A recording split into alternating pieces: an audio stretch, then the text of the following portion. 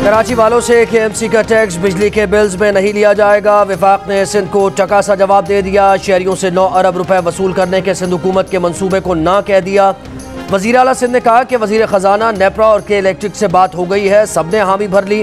वफाकी वज़ीर असद उमर ने कहा कि अपना काम खुद करें, हम ऐसा कुछ नहीं कर रहे। कोरोना वैक्सीनेशन सेंटर्स में सिंध के वुज़रा की बड़ी बड़ी तस्वीरें लगी हुई हैं, लेकिन सिंध ने अब तक एक खुराक तक नहीं खरीदी। गवर्नर सिंध भी असद उमर के हम ज़बान, कहा कि सिंध हुकूमत का सिर्फ कराची के लिए ज़बरदस्ती थोपने वाला फैसला है। टैक्स तो आगे पीछे करके भी दिए जा सकते हैं, लेकिन बिजली का बिल ना दो तो बिजली कट जाती है।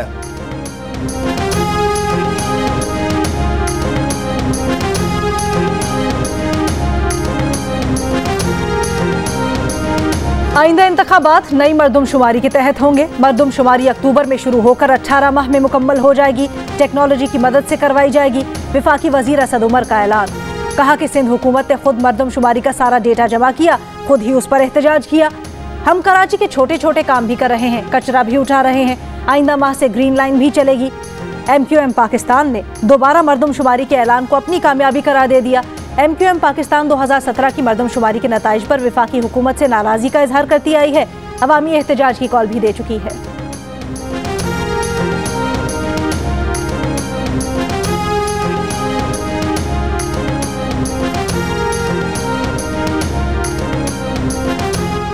अफगानिस्तान की सूरत हाल पर DGISI की मेज़बानी में इलाकाई मुल्कों के इंटेलिजेंस इदारों के सरबराहों का इजलास। चीन, ईरान, रूस के इंटेलिजेंस चीफ्स की शिरकत।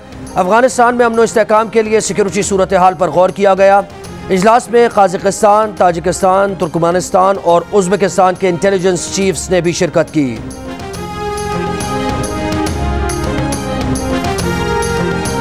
अजीम अदाकार उमर शरीफ की पुकार पर इमरान खान का लब्बैक। हुकूमत पाकिस्तान मदद को पहुंच गई।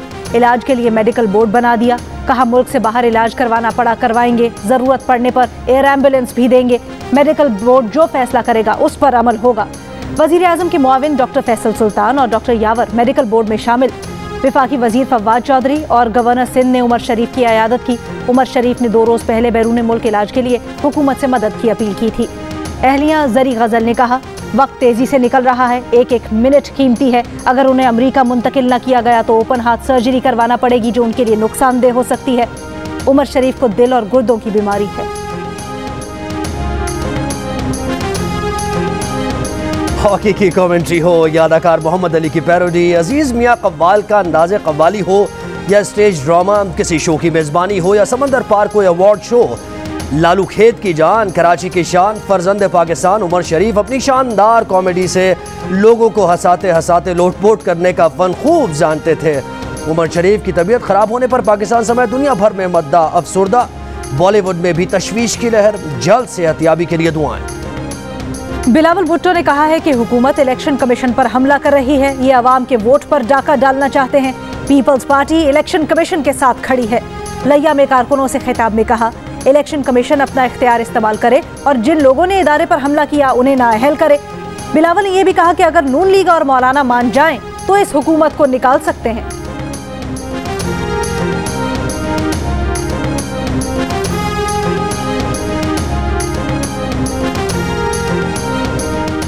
नूर मुकद्दम कत्ल केस में पेशरफ्त। मुलजिम जाहिर जाफर ने पुलिस हिरासत में कत्ल का एतराफ़ कर लिया। DNA रिपोर्ट में मकतूला के साथ मुलजिम की ज़्यादती भी साबित हो गई।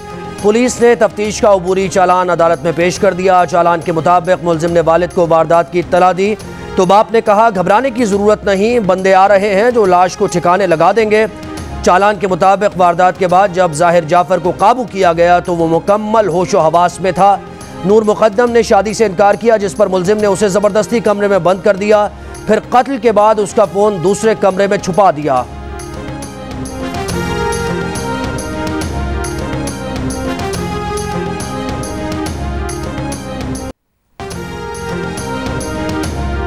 रावलपिंडी में एडिशनल IG मोटरवे पुलिस पर फायरिंग के मुल्जिमान का सुराग लगा लिया। जल्द गिरफ्तार कर लेंगे, पुलिस का दावा। पुलिस के मुताबिक फायरिंग में पेशावर का एक डकैत ग्रोह मुलव्विस है। AIG सज्जाद अफजल आफरीदी की गाड़ी पर फायरिंग का मुकदमा नसीराबाद थाने में दर्ज। दहशतगर्दी, कत्ल और इक़दाम कत्ल की दफात शामिल। AIG सज्जाद अफजल आफरीदी ने कहा है वो गाड़ी में सवार 4 मुल्जिमान को पहचान सकते हैं। मुल्जिमान अंधाधुंध फायरिंग करके फरार हो गए।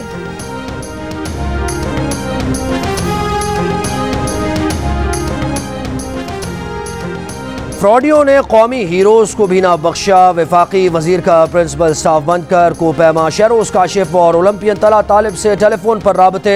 हुकूमत की तरफ से गाड़ी तोहफे में दिए जाने की खुशखबरी सुनाई। कार गिफ्ट के नाम पर तला तालिब से 3,60,000 रुपए हथिया लिए। शहरोज काशिफ के वालिद का कहना है कि उनसे 2,85,000 रुपए जमा करवाने का कहा गया। तला तालिब के वालिद ने दरख्वास्त वजीर आजम सिटीजन पोर्टल पर दर्ज करा दी। शहरोज काशिफ के वालिद का FIA से राबता। लाहौर दूसरे रोज भी बारिश से पानी पानी हो गया। नशेबी इलाकों की गलियां नदी नालों में बदल गईं, सड़कें डूब गईं। लेकिन 140 मिलीमीटर बारिश खत्म, पानी खत्म, इंतजामिया मुतहरिक। बारिश बरसते ही 110 से ज्यादा फीडर स्ट्रिप कर गए। शहर का बड़ा हिस्सा बिजली से महरूम रहा। जनरल अस्पताल के प्लास्टिक सर्जरी वार्ड में पानी दाखिल। मुख्तलिफ वाक़यात में 3 अफराद जाम बहक, 2 जख्मी। पंजाब के दीगर शहरों कसूर, शेखुपुरा और चुनिया समेत मुख्तलिफ इलाकों में बारिशें। कसूर में मकान की छत गिरने से 2 बहनें जाम बहक। नवाकोट में खातून खंबे से करंट लगने से जाम बहक।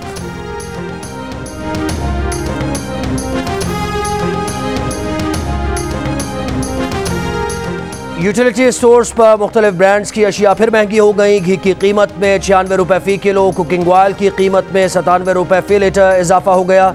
यूटिलिटी स्टोर हुकाम के मुताबिक मुख्तलिफ कंपनी से जिन नरखों पर चीज़ें खरीदते हैं उसी कीमत पर फरोख्त करते हैं। वज़ीर आज़म रिलीफ पैकेज के तहत ब्रांड्स पर नई कीमतों का इतलाक़ नहीं होगा।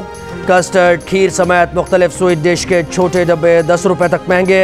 साबुन, टी मिक्स, फ्लो क्लीनर की कीमतें भी बढ़ा दी गईं।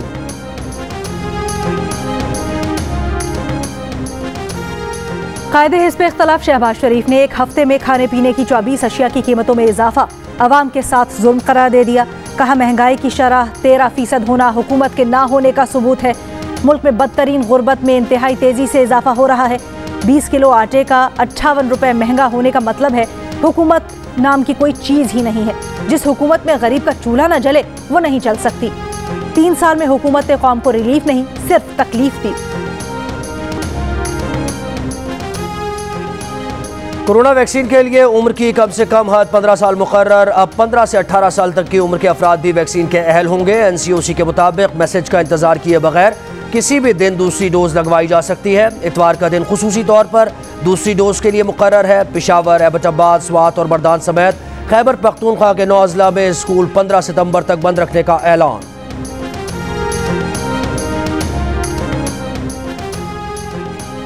कोरोना वबा की चौथी लहर के दौरान मुस्बत केसेस की शरह 1.5 माह बाद 6% से नीचे आ गई। 24 घंटों के दौरान मुल्क भर में शरह 5.5% रही। वायरस 24 घंटों में मजीद 82 जिंदगियां ले गया। पंजाब में कोरोना मुस्बत केसेस की शरह 6.3%, लाहौर में 11%, रावलपिंडी 10% और फैसलाबाद में 12% रही। कराची में मुस्बत केसेस की शरह 7%, हैदराबाद में 8% और सिंध भर में 5% रही।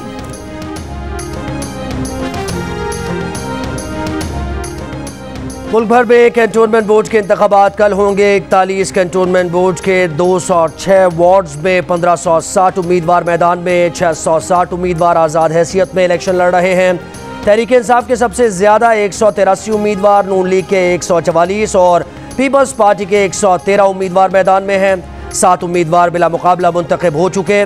मीडिया नुमाइंदों को कैमरों के साथ पोलिंग स्टेशन पर जाने की इजाज़त होगी। वोटिंग और गिनती के वक्त वीडियो बनाने की इजाज़त होगी। पोलिंग का वक्त ख़त्म होने के 1 घंटे बाद मीडिया नतायज जारी कर सकेगा। इलेक्शन कमीशन ने ज़ाब्ता इखलाक जारी कर दिया।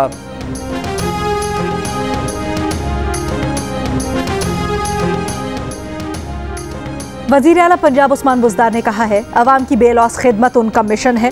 तकमील के लिए आखिरी हद तक जाएंगे। सूबे के अवाम की खिदमत के एजेंडे में किसी को रुकावट नहीं डालने देंगे। साजिशी अनासिर एक बार फिर तरक्की का सफर रोकना चाहते हैं। इन अनासिर की पहले कोई साजिश कामयाब हुई और न ही अब होगी।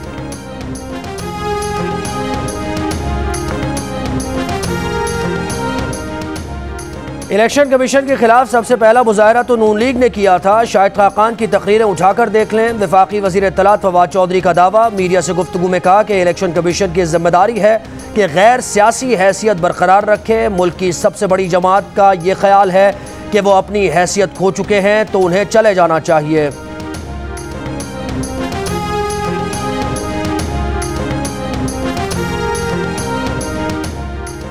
मुस्लिम लीग नून के रहनुमा ख्वाजा साद रफीक कहते हैं कौमी असम्बली की अक्सरियत जाली है, इलेक्ट्रॉनिक वोटिंग मशीन पर बिल मंजूर करवाने की कोशिश की जा रही है। ऐसे किसी बिल को कोई मंजूर नहीं करेगा। इंतखाबात हुए तो उन्हें कोई मानेगा नहीं, न ही असम्बली में जाएगा। मुल्क को आतिश फिशा के दहाने पर ना बिठाए, हुकूमत अपने गिरेबान में झांके और 12 सितंबर को अवामी फैसले का इंतजार करे।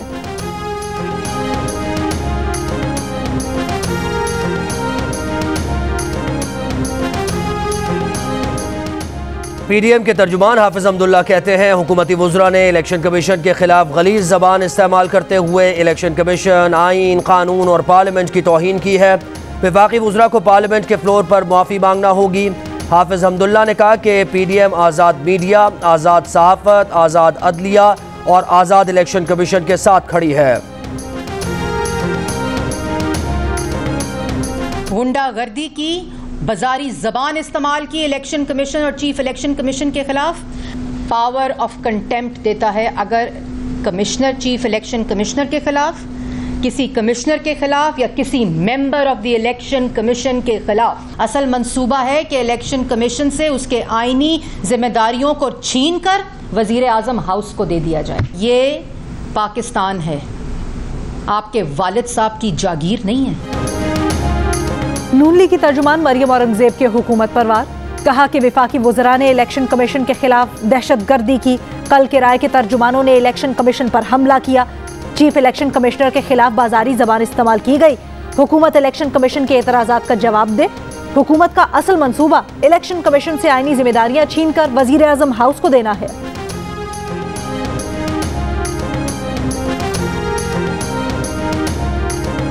मरियम औरंगजेब साहबा ने ना जिंदगी में कभी काउंसलर का मेरी तरह इलेक्शन लड़ा है। मैंने तो आगे लड़ना है, उन्होंने आइंदा भी नहीं इंशाल्लाह लड़ना। बातें उनकी सुन लें, जैसे इलेक्शन को सारा वही समझती हैं। वज़ीर आज़म के मुआविन खुसूसी शहबाज गिल का मरियम औरंगजेब को जवाब। कहा मरियम औरंगजेब ने कभी काउंसलर का इलेक्शन नहीं लड़ा। इलेक्शन कमीशन के सामने सबसे पहले नून लीग ने हमला किया। आइन के तहत इलेक्शन कमीशन को टेक्नोलॉजी के इस्तेमाल का पाबंद किया गया था, लेकिन इलेक्शन कमीशन ने शफाफ इंतखाबात के लिए जदीद टेक्नोलॉजी पर काम नहीं किया।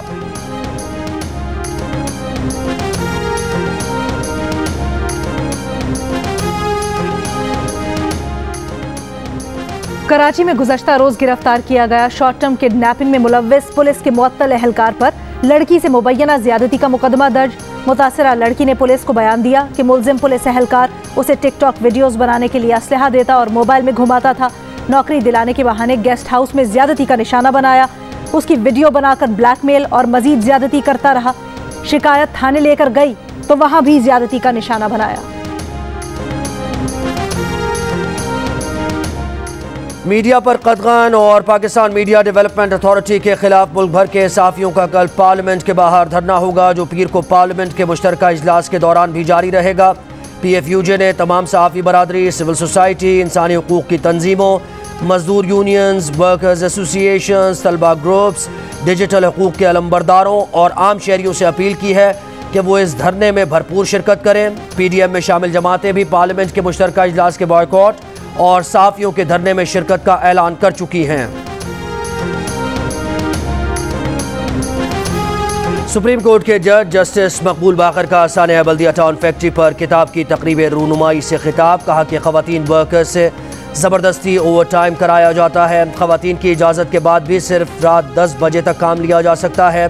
घर तक छोड़ने की जिम्मेदारी सनत की इंतज़ामिया की है। ओवर टाइम के बाद ख़वातीन वर्कर्स को ट्रांसपोर्ट भी फराहम नहीं की जाती। होम बेस्ड ख़वातीन वर्कर्स को कानून के मुताबिक सहूलियात नहीं दी जाती। कुछ कामों में तो होम बेस्ड वर्कर्स को मुकर्रर करदा कम से कम तनख्वाह से 60% से भी कम अदायगी होती है।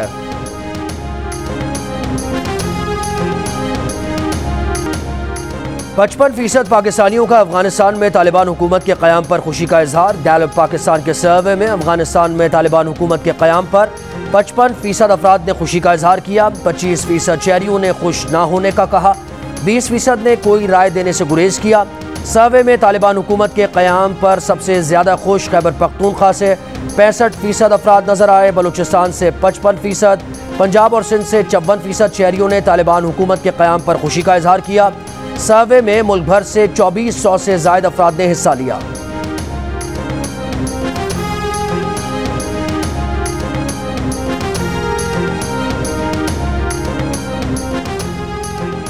न्यूजीलैंड की क्रिकेट टीम 18 साल बाद पाकिस्तान पहुंच गई।